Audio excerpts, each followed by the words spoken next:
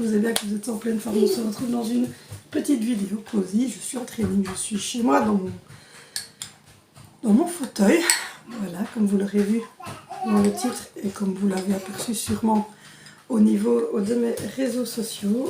J'ai donc une santé qui n'est pas super pour l'instant. Pour l'instant, ça fait plus d'un an. Si vous entendez des bruits, c'est parce que j'ai mon loulou de 2 ans qui est là, juste à côté de moi.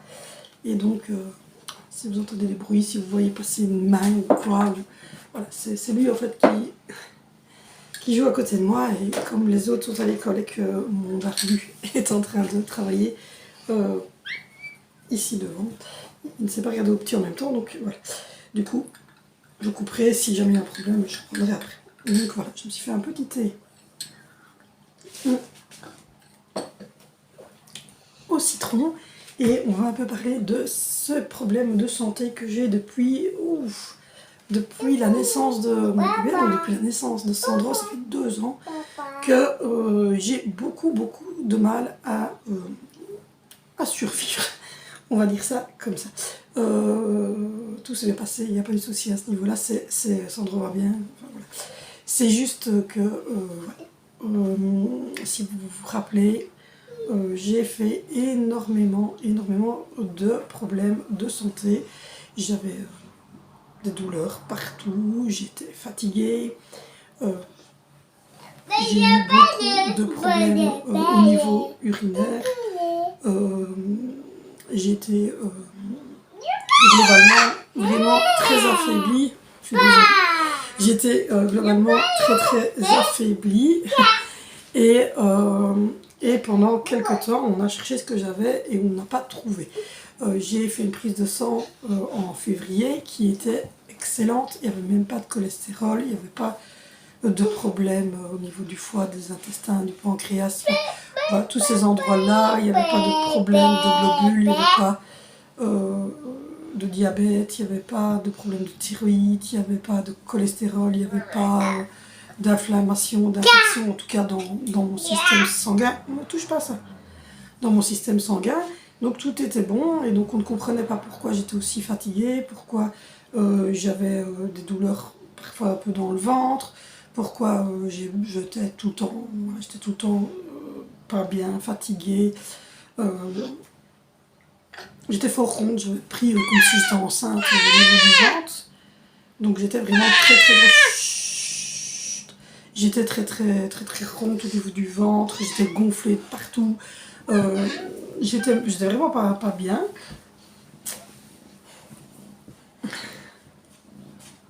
Arrête de faire le chat.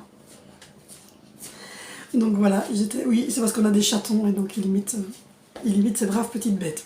Vous voyez comme c'est facile de faire une vidéo chez moi. Attention, le thé est chaud, Doudou. Et donc... oui, t'as payé. Et donc, du coup, dans les derniers mois qui viennent de venir, ça s'est encore amplifié. J'ai dû prendre beaucoup d'antibiotiques. Je faisais une grosse infection urinaire qui ne partait pas. Et c'était un Candida pneumoniae, un truc comme ça, qui était normalement une bactérie qui se retrouve dans les poumons, voire limite dans un système intestinal. Mais que faisait-il dans mon système urinaire? J'avais de plus en plus mal au bas du dos, je ne savais plus quasiment me déplacer correctement. J'ai d'ailleurs arrêté les vlogs parce que je vous ai dit voilà, que j'étais très fatiguée, et que vous m'avez dit que j'avais très fatiguée. Quand j'ai arrêté les vlogs sur la chaîne, c'est parce que voilà, j'étais vraiment pas bien et que je n'arrivais plus en fait à avoir un rythme bien soutenu.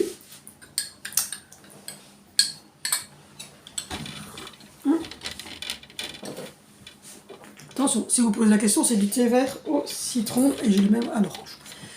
Donc voilà, et donc je me suis dit, là c'était de pire en pire. Après j'ai commencé à avoir mal au ventre, à avoir des gaz, à être gonflée de plus en plus au niveau du ventre, à avoir de plus en plus mal au bas du dos. J'ai fait de la kiné, tout le haut du dos s'était bien passé, le bas elle sentait pas trop grand chose, après elle ne voyait pas trop d'où ça venait. Ensuite, j'ai commencé à me sentir très fatiguée, à avoir mal aux yeux, j'avais des lourdeurs d'estomac, j'avais des nausées parfois, j'avais des bouffées de chaleur.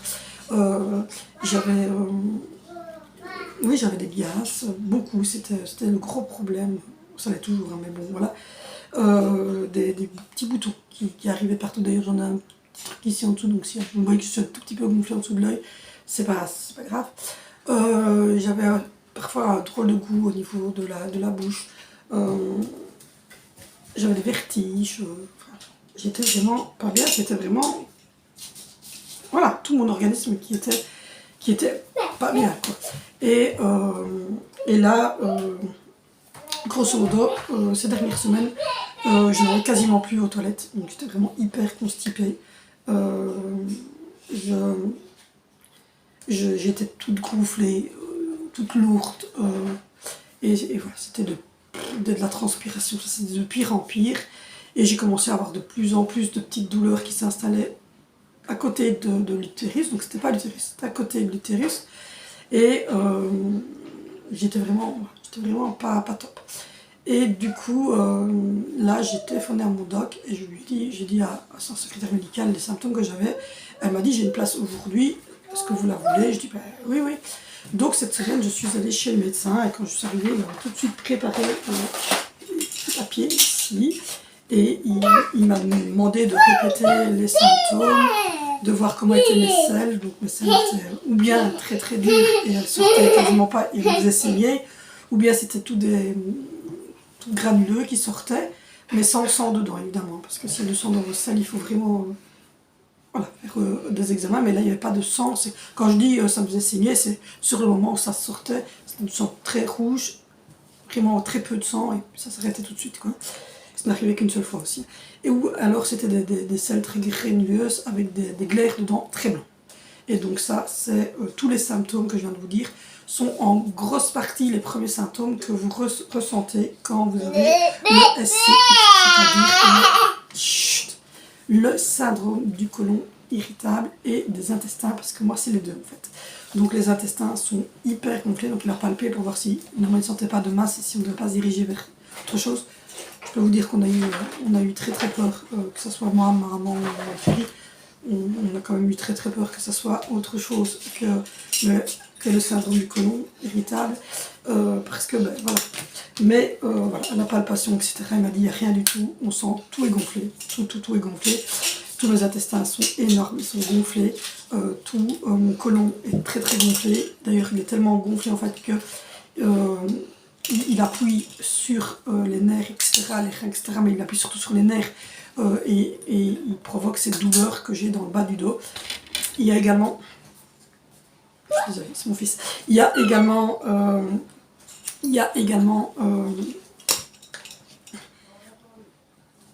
voilà, il y a également beaucoup de gaz dans mes intestins, ce qui provoque donc les flatulences, etc., que j'ai.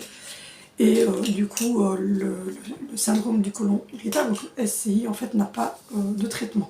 Donc c'est une maladie, comme il est marqué sur ma vidéo, c'est une maladie qui est incurable, qui ne se traite pas. Donc quand on l'attrape, enfin quand on l'a, on n'en guérit pas. Donc voilà.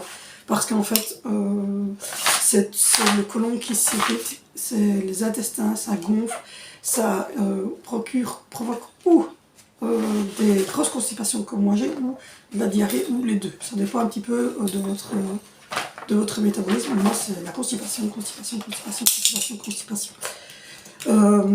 Du coup, là, clairement, il n'y a pas, comme je vous l'ai dit, de traitement. La seule chose que je peux prendre, c'est ceci pendant 1 mois.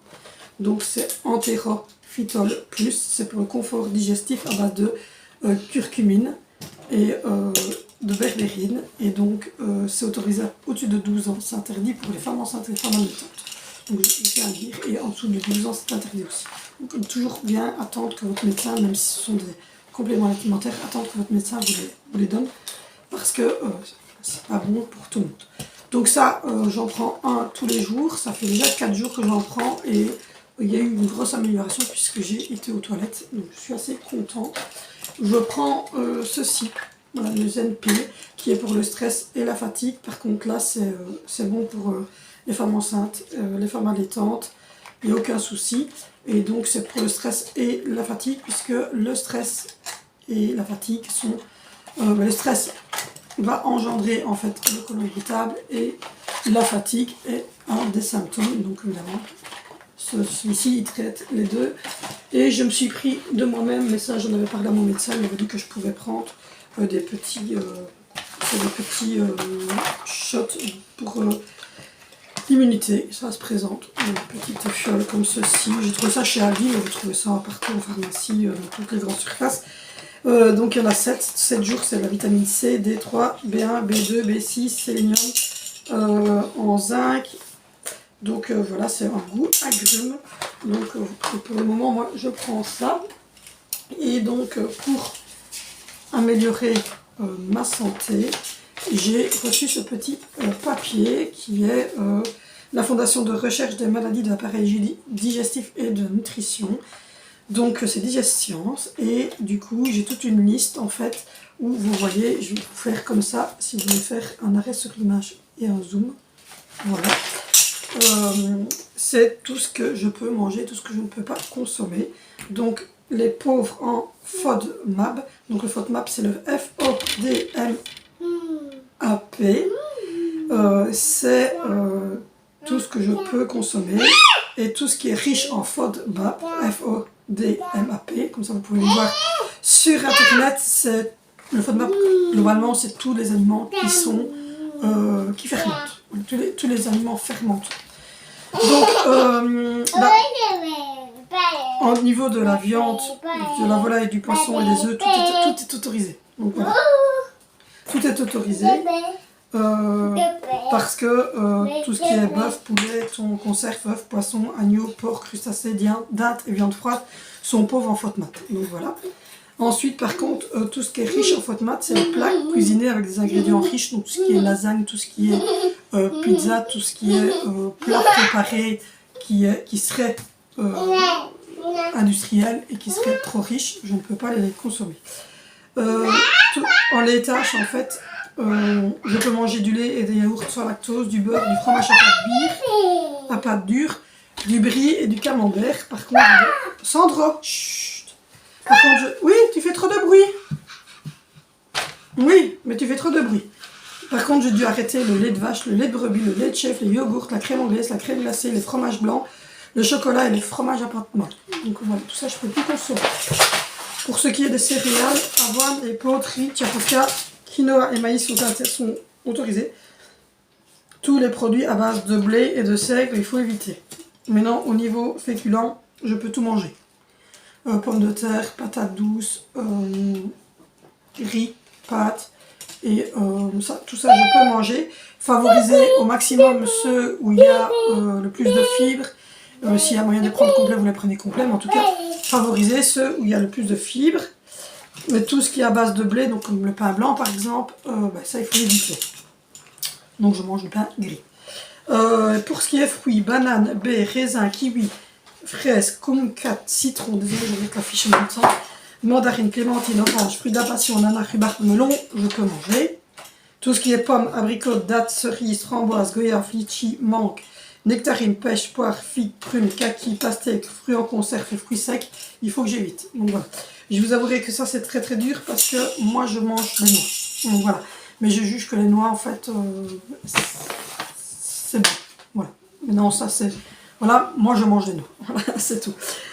Pour les légumes, je peux manger poivrons, aubergines, concombres, carottes, céleri, maïs, laitue, haricots verts, pommes de terre, tomates, courgettes et olives.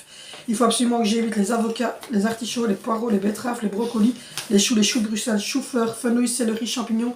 Les pois mangent tout, par contre ça c'est vraiment des choses à éviter. Donc tout ce qui est à base de choux, oui. Le chou ça fait péter, ça fait vraiment tout le monde casser. Donc voilà. Pour les boissons, café, thé, jus de fruits, pauvre en FODMAP. Et tout ce qui est boisson à base de sirop de maïs à haute tenue en fructose, les jus de fruits, le vin fortifié, le sherry, la marsala, tout ça, l'alcool. Tout ça évidemment c'est interdit. Moi je ne bois pas d'alcool. Je bois du café, je bois du thé, je bois de l'eau avec du sirop de menthe dedans. Donc voilà. Pour les assaisonnements et les condiments, la plupart des épices, des herbes, du bouillon fait maison, de la ciboulette, l'ail, l'huile d'olive, le vinaigre basilic, le poivre, le sel et le sucre sont autorisés. Les oignons, le miel, la confiture, la gelée, le cacao en poudre, les produits à base de légumes ou fruits à haute teneur en FODMAP. Donc tout ce qui est fermentant en FODMAP. Mais de toute façon, Je vous mettrai, si vous voulez, ici ce que ça veut dire, mais c'est en anglais. Donc voilà. Les Chutney, les édulcorants, le sorbitol, le mannitol, l'isomalt, le xylitol et là, et l'uniline. Donc c'est tout ce qui est colorant, enfin tout ce qui est édulcorant. C'est pas bon. Et on peut manger des amandes et on doit éviter les pistaches. Donc voilà, donc ça c'est sur mon frigo. Chut. Donc voilà. Donc du coup, voilà un petit peu pour l'explication. Du coup, depuis 5 jours, maintenant 4 jours, je mange comme le médecin me l'a prescrit. Je prends les cachets, etc. Et je vais dire que je suis évidemment toujours bien fatiguée, mais les douleurs commencent à partir et je commence à dégonfler un petit peu au niveau du ventre. J'ai toujours des petites remontées, donc parfois je fais des petits parfois je fais encore gaz, mais ça devient vraiment moindre. Avant c'était tout le temps, maintenant ça devient vraiment moindre. Du coup, ce qui est compliqué pour moi, c'est évidemment d'avoir dû arrêter le lait, parce que je suis quelqu'un qui adore les yaourts, etc. Alors, du coup, le soja, j'aime pas trop, j'ai du mal. Donc je bois du lait sans lactose, ça j'en ai trouvé chez Aldi. Par contre, on a fait Aldi et ma maman a fait Lidl et on n'a pas trouvé de yogourt sans lactose. Donc je vais aller faire un petit tour chez Intermarché pour voir s'ils auraient la gamme Delia, un truc comme ça. Et voir si là je trouverai des choses sans lactose. Après nous on est en Belgique, donc j'ai pas de Leclerc, de choses ainsi, mais je vais essayer de voir si je trouverai des choses sans lactose. Ou sinon, au pire, je vais m'acheter une petite yaourtière et je ferai ma yaourt maison avec du lait sans lactose. Non, on frappe pas, Doudou. On fait que du lait sans lactose. Donc voilà un peu pour l'explication et ce qui évidemment répond à tous les problèmes que j'avais puisque tout ce qui reste en fait dans l'intestin, il faut savoir que l'intestin il n'est pas imperméable. Donc si vous êtes constipé pendant un bon bout de temps, à travers évidemment les choses passent puisque tout ce qui est bon pour la santé et qui est trié passe à travers la barrière intestinale. Donc fatalement, c'est normal que si vous êtes constipé, toutes les bactéries qui vont fermenter et qui sont provoquées par l'inflammation du côlon et des intestins vont passer dans votre sang et donc vont provoquer des fatigues, des infections urinaires, des choses pas très agréables. Les nausées, etc. vont arriver parce que évidemment comme votre système va très lentement à cause de ça, vous digérez très lentement, donc du coup fatalement vous avez difficile et vous avez la nausée, etc. Vous êtes ballonné. Et donc tout ça, ce sont des inconforts qui vont être présents.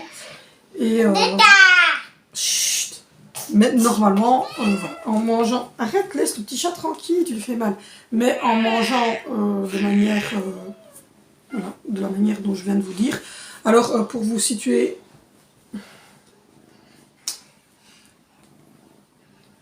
il voudra pas me donner de bisous. Pour vous situer une journée type au niveau de ma nouvelle alimentation.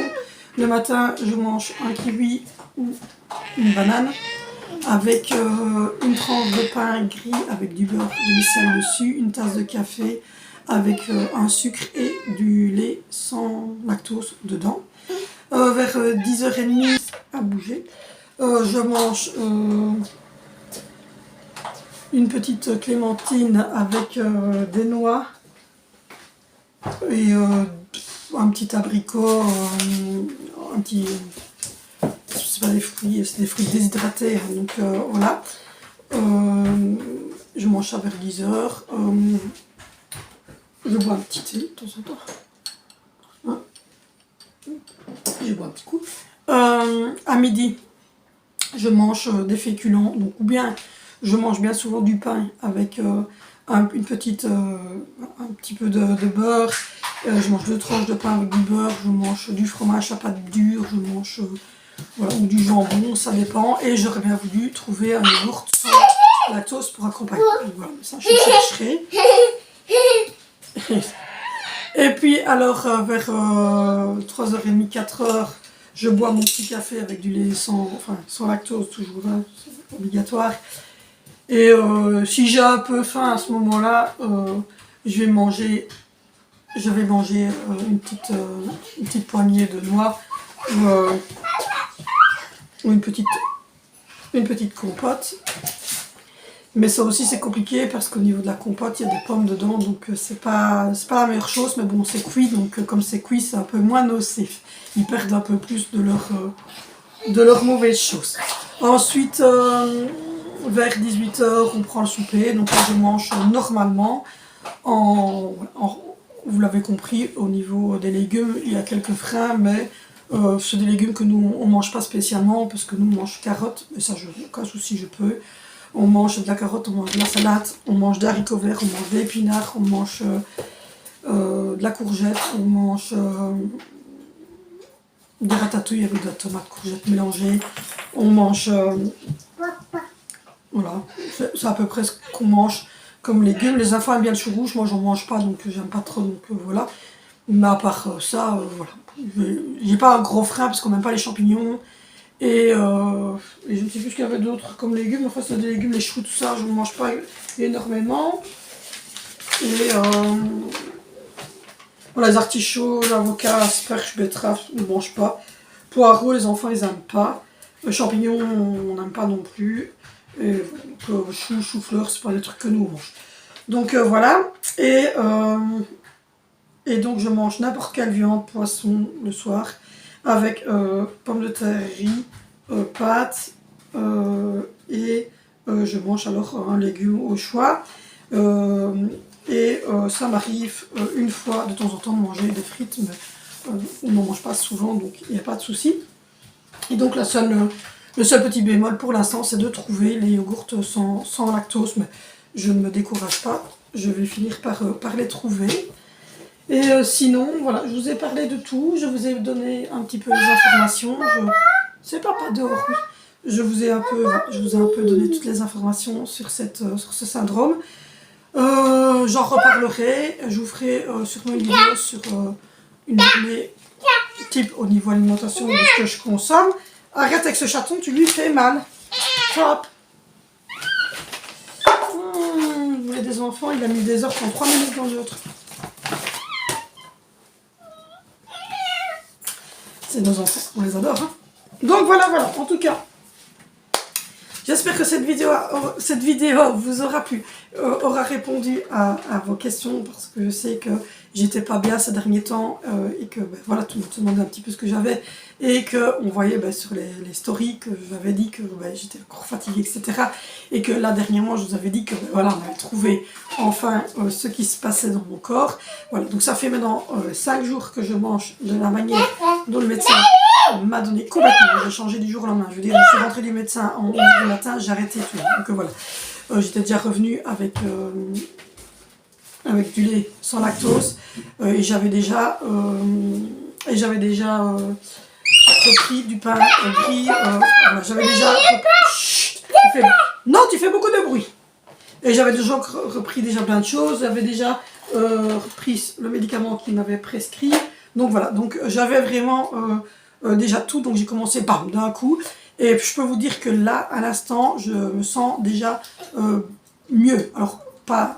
Voilà. Mais comme quoi, en changeant toute mon alimentation, ça va beaucoup mieux. Vivement. Donc voilà, je vais couper ici parce qu'il est infernal. En tout cas, j'espère que cette vidéo vous aura plu. N'hésitez pas à liker, n'hésitez pas à commenter. Si vous-même vous avez ce genre de problème, si vous avez des conseils à me donner, si vous avez des noms de yogourts et de produits sans lactose, voilà, dites-le moi ici en dessous. Parce que ça, c'est compliqué pour moi. J'aimerais vraiment bien trouver un yogourt ou fromage blanc, mais en tout cas quelque chose à manger, même si je dois mettre un peu de sucre ou quoi, à manger comme ça. Donc,